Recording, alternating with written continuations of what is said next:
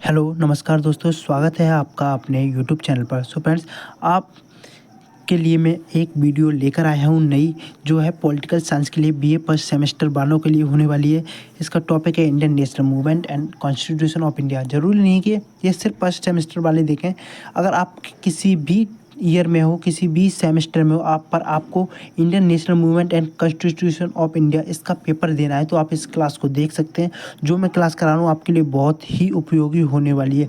जो क्वेश्चन मैं इस क्लास में कराऊंगा हूबहू बहुत से क्वेश्चन आपके पेपर में छपने वाले हैं, क्योंकि मैं ये प्रीवियस ईयर क्वेश्चन पेपर कराने वाला हूँ। ये previous year question paper Agra university का है। और ये रूल ही नहीं कि आप आगरा यूनिवर्सिटी के स्टूडेंट हो, आप किसी भी यूनिवर्सिटी के स्टूडेंट हो, merit university, FS university, JS university, doctor Mahendra Pratap Singh university, merit university, किसी भी यूनिवर्सिटी के स्टूडेंट हो, ये कोई मैटर नहीं करता। लेकिन सिर्फ आप पॉलिटिकल साइंस के स्टूडेंट होने चाहिए। Indian national movement and constitution of India इसका पेपर आप अगर देने वाले हैं तो आप इस क्लास को ज़रूर देखें। अगर आपको क्लास ये अच्छी लगे तो लाइक ज़रूर करना, चैनल को सब्सक्राइब जरूर करना, जिससे कि मैं आपके लिए ऐसी वीडियोज़ और लाता रहूँ। और दोस्तों, मैं आपको बता रहा हूँ 100% यही पेपर आपके पेपर में छपने वाला है। तो चलिए दोस्तों, आज की क्लास को हम स्टार्ट करते हैं। हेलो दोस्तों, पहला क्वेश्चन है, हमारी सामाजिक संस्कृति की गौरवशाली परंपरा का महत्व समझना और उसका परिरक्षण करना। मतलब ये कथन दिया हुआ है, तो इसका हमसे उत्तर पूछा है किससे संबंधित है। तो दोस्तों, ये जो कथन है ना कि हमारी सामाजिक संस्कृति की गौरवशाली परंपरा का महत्व समझना और उसका परिरक्षण करना, तो दोस्तों इसका आंसर हो जाएगा ऑप्शन सी, प्रत्येक नागरिक का यह मूल कर्तव्य है। क्या ये प्रत्येक नागरिक का मूल कर्तव्य है? ठीक है दोस्तों, दूसरा क्वेश्चन है, शक्तियों का पृथक्करण विशेषता है। शक्तियों का पृथक्करण किसकी विशेषता है दोस्तों? तो दोस्तों यहाँ पर इसका उत्तर हो जाएगा संसदीय शासन प्रणाली की। संसदीय शासन प्रणाली की शक्तियों का पृथक्करण किसकी विशेषता है? दोस्तों संसदीय शासन प्रणाली। दोस्तों ये जो मैं क्वेश्चन कर रहा हूँ आपके पेपर में, जब भी पेपर हो आपका, इस पेपर में आपके यही क्वेश्चन छपने वाले, बहुत से क्वेश्चन यही छपने वाले हैं। तीसरा क्वेश्चन, भारत के संविधान का संरक्षक किसे कहा जाता है? तो दोस्तों इस क्वेश्चन का आंसर हो जाएगा ऑप्शन नंबर बी, सर्वोच्च न्यायालय।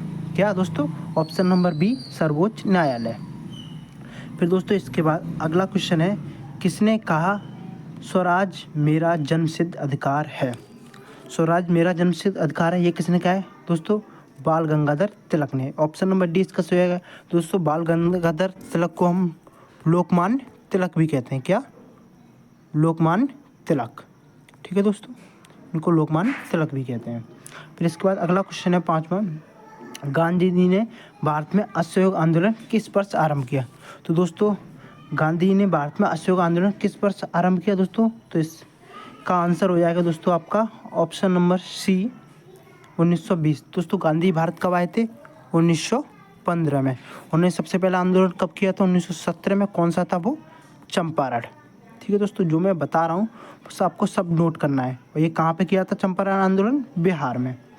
गांधी कब आए थे दक्षिण कब आए थे? 1915 में। ठीक है दोस्तों छठवां क्वेश्चन है आपका, निम्न में से किसने प्रधानमंत्री को राज्य रूपी जहाज का कप्तान कहा है? ये कथन है, ये पूछा गया कि प्रधानमंत्री को राज्य रूपी जहाज का कप्तान किस लेखक ने कहा है? तो दोस्तों इसका आंसर रहेगा ऑप्शन नंबर ए, मुनरो ने। मुनरो ने कहा है प्रधानमंत्री को राज्य रूपी जहाज का कप्तान। ठीक है दोस्तों, इसके बाद अगला क्वेश्चन है, संसद के दोनों सदनों के संयुक्त अधिवेशन की अध्यक्षता कौन करता है? तो दोस्तों यहाँ पर सातवां क्वेश्चन है, तो दोस्तों इसका आंसर हो जाएगा ऑप्शन नंबर ए, राष्ट्रपति। संसद के दोनों सदनों के संयुक्त अधिवेशन की अध्यक्षता राष्ट्रपति करता है। ठीक है, सातवां क्वेश्चन है, भारत में लोक लेखा समिति के अध्यक्ष को कौन नामित करता है?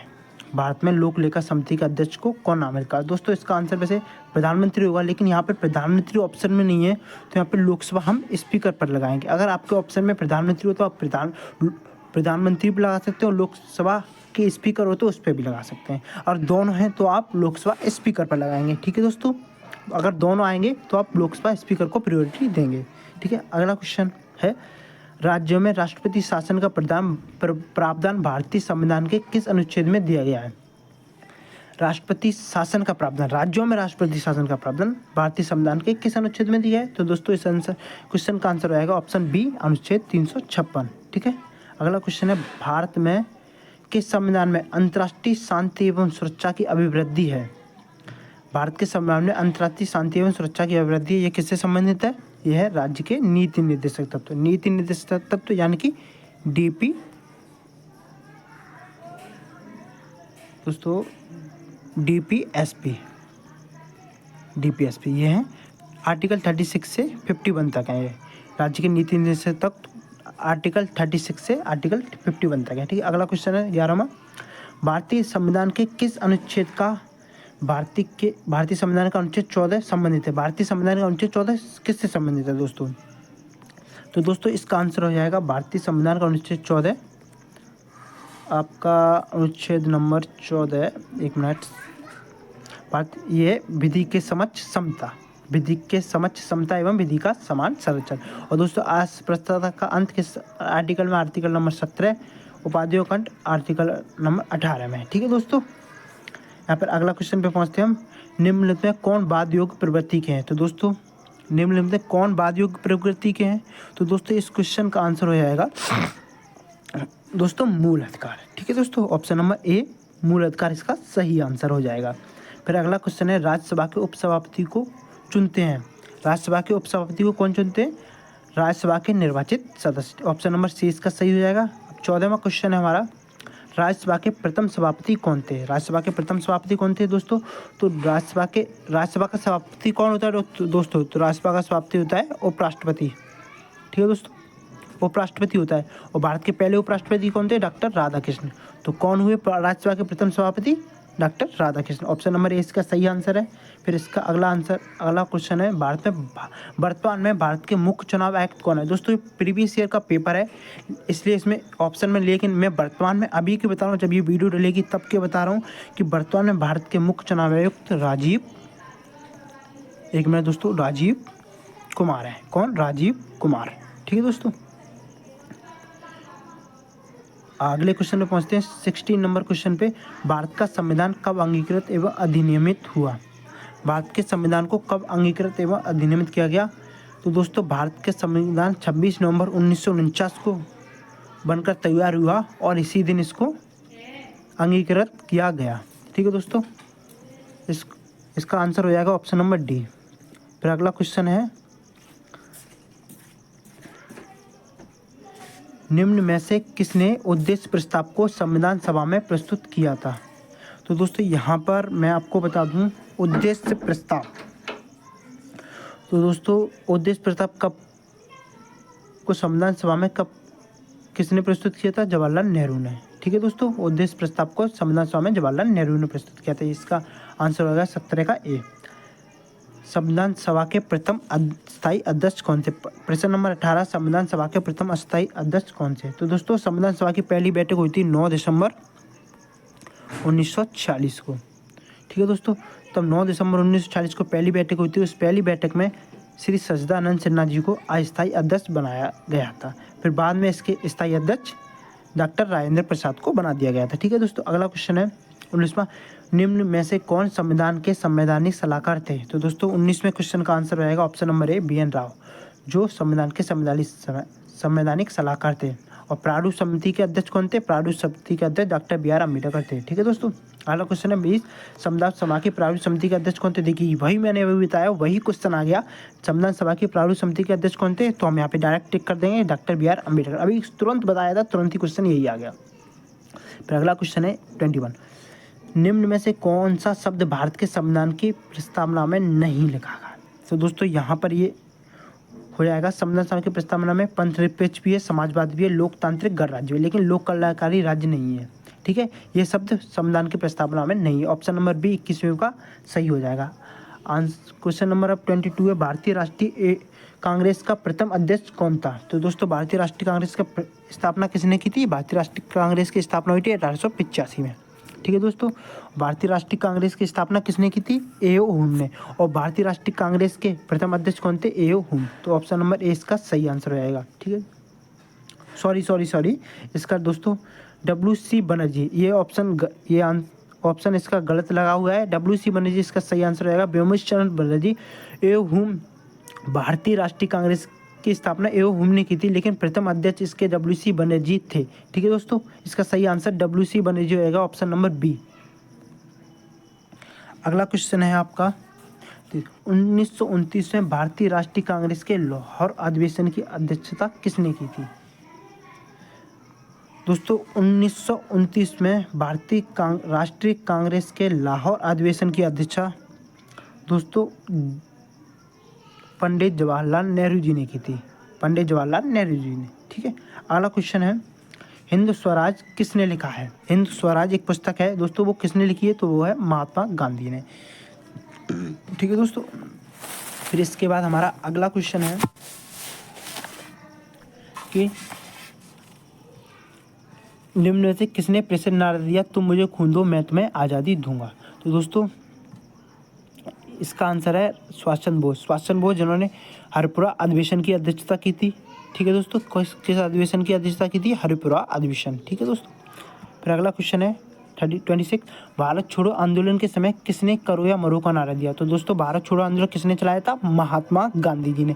कब चलाया था? 1942 में। ठीक है दोस्तों, 1942 में भारत छोड़ो आंदोलन चलाया था। इसके और इस करो या मरो का नारा किसने दिया था? महात्मा गांधी। तो ऑप्शन नंबर डी इसका सही आंसर रहेगा।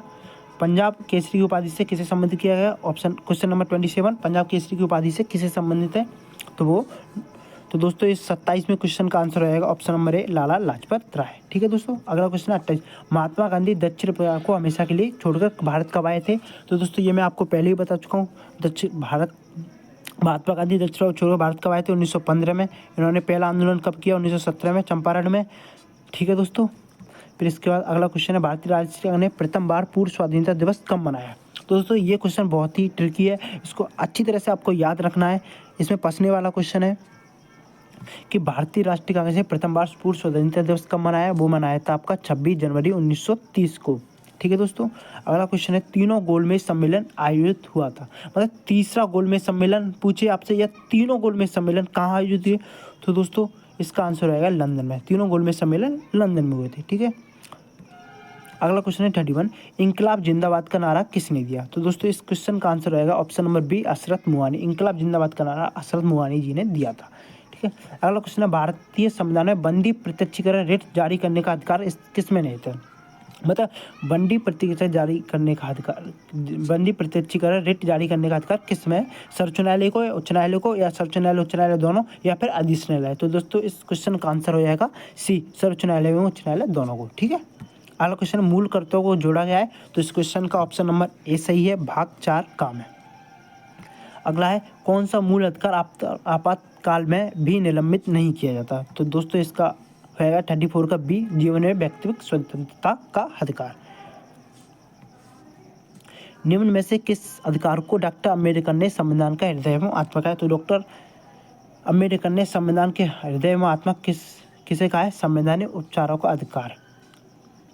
यह है आर्टिकल 32 में है, संवैधानिक उपचारों का अधिकार। ठीक है दोस्तों, फिर अगला क्वेश्चन है 36 निम्न में से किस समिति ने मूल कर्तव्य को भारतीय संविधान में शामिल करने की सिफारिश की? तो दोस्तों इसका आंसर हो जाएगा ऑप्शन नंबर डी, स्वर्ण सिंह समिति ने मूल कर्तव्य को भारतीय संविधान में शामिल करने की सिफारिश की। अगला क्वेश्चन है कौन सा अनुच्छेद भारतीय संविधान में शोषण के विरुद्ध अधिकार को प्रदत्त करते हैं? तो दोस्तों इस क्वेश्चन का आंसर रहेगा ऑप्शन नंबर ए, अनुच्छेद 23-24। ठीक है, अगला किस संविधान संशोधन द्वारा शिक्षा का अधिकार मूल अधिकार बना? तो 86वें संविधान संशोधन द्वारा, इसका आंसर हो जाएगा ऑप्शन नंबर सी। अगला क्वेश्चन है किस प्रसिद्ध बाद में भारतीय संविधान के आधारभूत ढांचे के सिद्धांत को विकसित किया गया? इस क्वेश्चन का आंसर है option number A, Keshavananda Bharati बाद।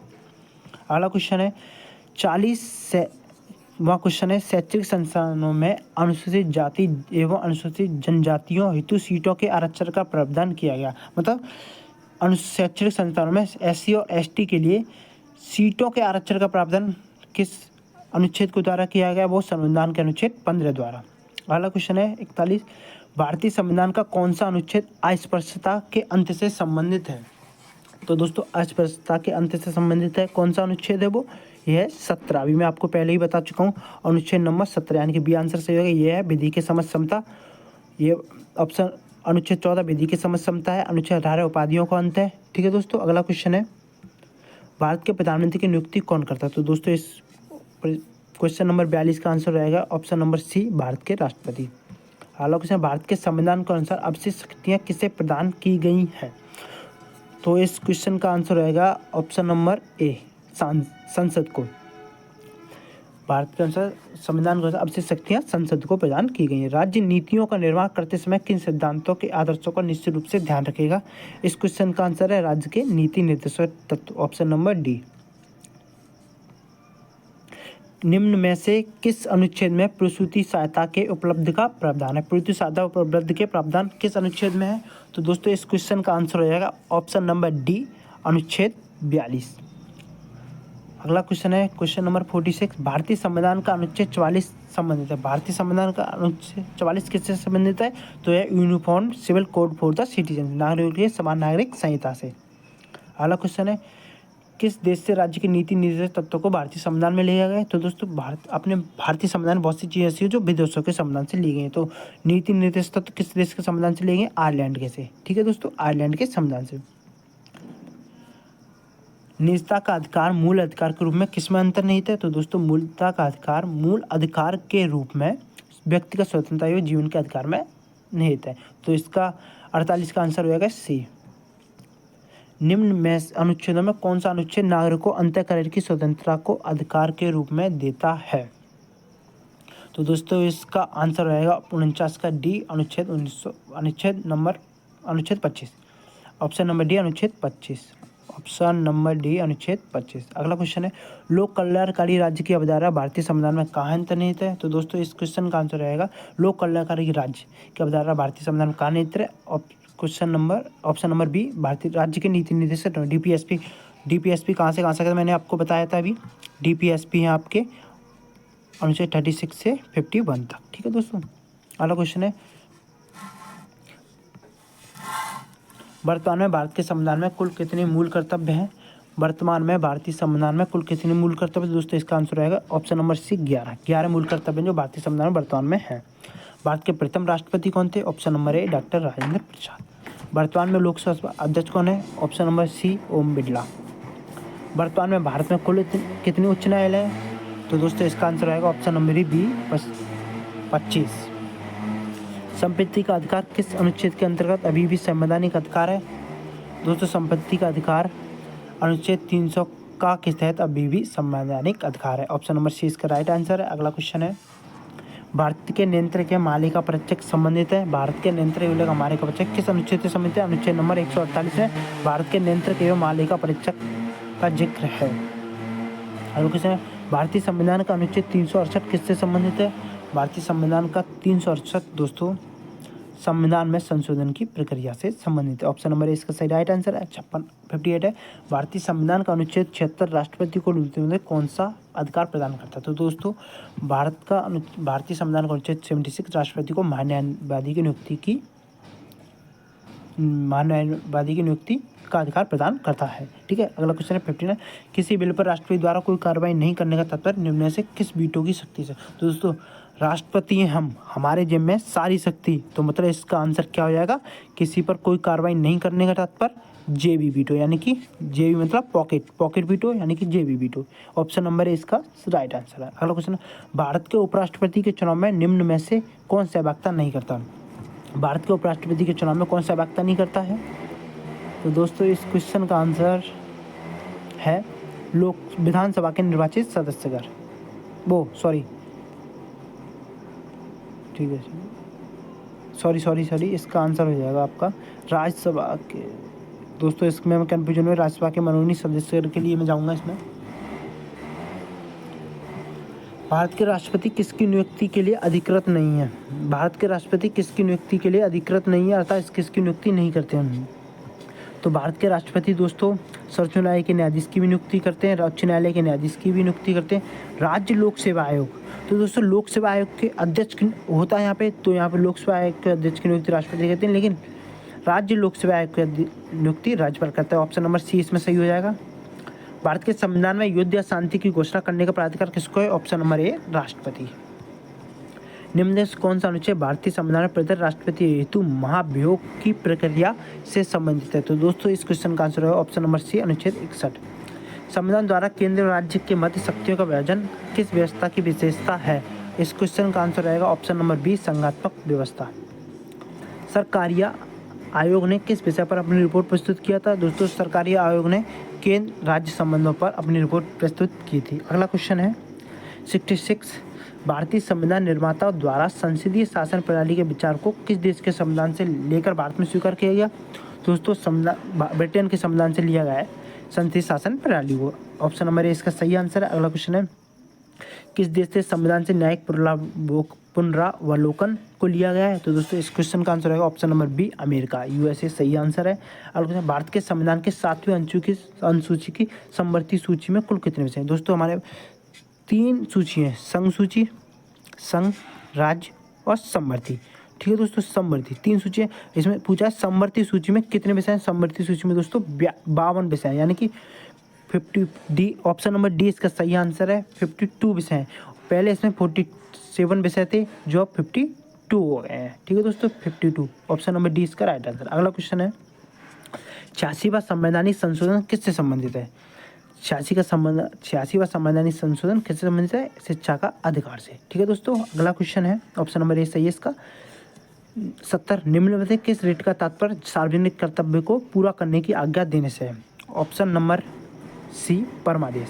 ठीक है दोस्तों, ऑप्शन नंबर सी इसका राइट आंसर है। भारतीय संविधान के अनुच्छेद 19 के अंतर्गत निम्न में से क्या नहीं आता? तो अनुच्छेद 19 के अंतर्गत क्या नहीं आता है दोस्तों? तो ऑप्शन नंबर ए, दोहरी संसा या खतरा। ठीक है दोस्तों, संसदीय शासन प्रणाली में मंत्रिपरिषद के सदस्य सामान्य रूप से उत्तरदायी होते हैं। तो दोस्तों, संसदीय शासन प्रणाली में मंत्रिपरिषद के सदस्य किसके प्रति उत्तरदायी होते हैं? संसद के लोकप्रिय सदन के प्रति। ऑप्शन नंबर 20 का सही आंसर है। और संसद का लोकप्रिय सदन कौन सा है दोस्तों? तो संसद का लोकप्रिय सदन है लोकसभा। ठीक है दोस्तों, लोकसभा इसका संसद का लोकप्रिय सदन है। अगला क्वेश्चन है भारतीय संविधान का अनुच्छेद 63 किससे संबंधित है? भारतीय संविधान का अनुच्छेद 63 किससे संबंधित है? तो दोस्तों, इसका आंसर रहेगा भारतीय संविधान का अनुच्छेद 63 भारत के उपराष्ट्रपति से संबंधित है। भारतीय संविधान में रक्षा की सूची का विषय, तो दोस्तों मैंने आपको बताया था तीन सूची है, संघ सूची, राज्य सूची और समवर्ती सूची।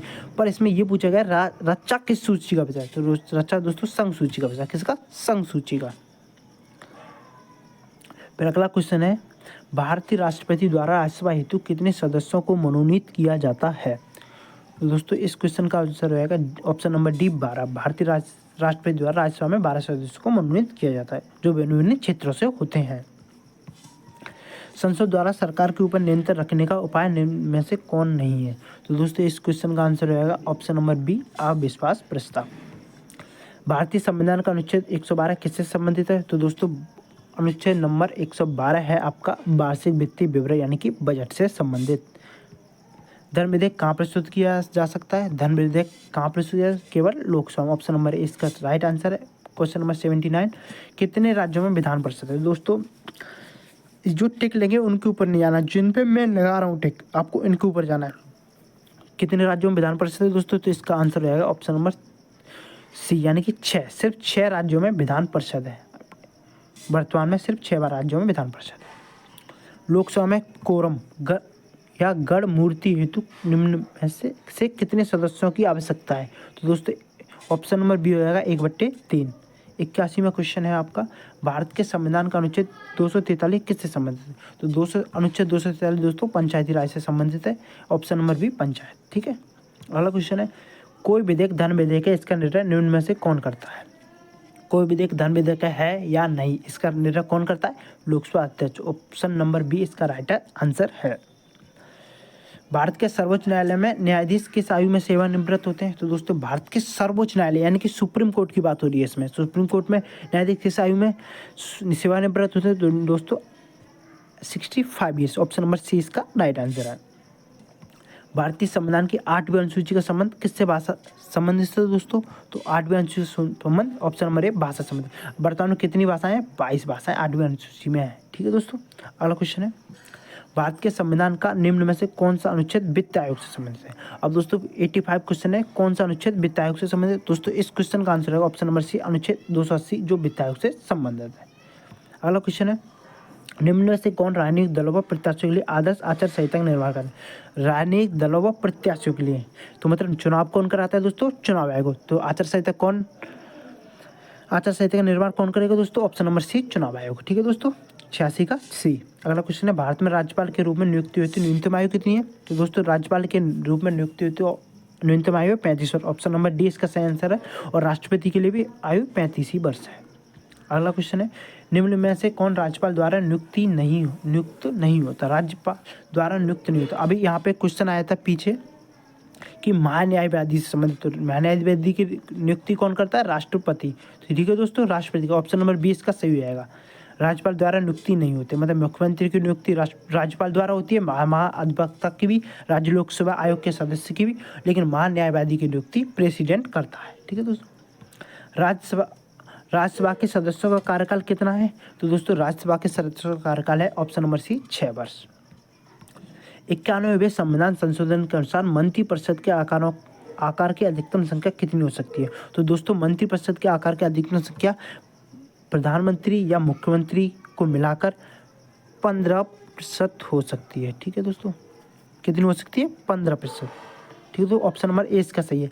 लेकिन दोस्तों अगर हम बात करेंगे दिल्ली की, तो दिल्ली में यह है आंकड़ा सिर्फ 10% का, और इस क्वेश्चन का आंसर क्या है सही? 15%। ठीक है दोस्तों, दिल्ली में 10%, सिर्फ दिल्ली में कितनी हो सकती है? 10%। अगला क्वेश्चन है, भारत के उपराष्ट्रपति कौन है? तो दोस्तों भारत के उपराष्ट्रपति, अभी ये पुराना पेपर है, यहाँ पे अभी वर्तमान में भारत के उपराष्ट्रपति हैं जगदीप धनखड़ जी। मैं आपको नाम लिख देता हूँ, जगदीप धनखड़ जी। ठीक है दोस्तों, फिर इसके बाद 92 क्वेश्चन है, भारत में विधानसभा के लिए स्वीकृत अधिकतम सीटों की संख्या कितनी है? अधिकतम सीटों की संख्या कितनी स्वीकृत है दोस्तों? 500। और न्यूनतम कितनी है? 60। न्यूनतम कितनी है? न्यूनतम भी आपको याद रखना है। ठीक है दोस्तों, अधिकतम 500 है, न्यूनतम भी आपको याद रखना है। दोस्तों अगर आपको वीडियो अच्छी लग रही है तो प्लीज़ लाइक करना और कमेंट करके बताना कैसी लगी वीडियो, क्या कमी रही वीडियो में। और अगर किसी भी और भी टॉपिक पे आपको वीडियो चाहिए तो कमेंट करके ज़रूर बताना, मैं वीडियो बना दूँगा।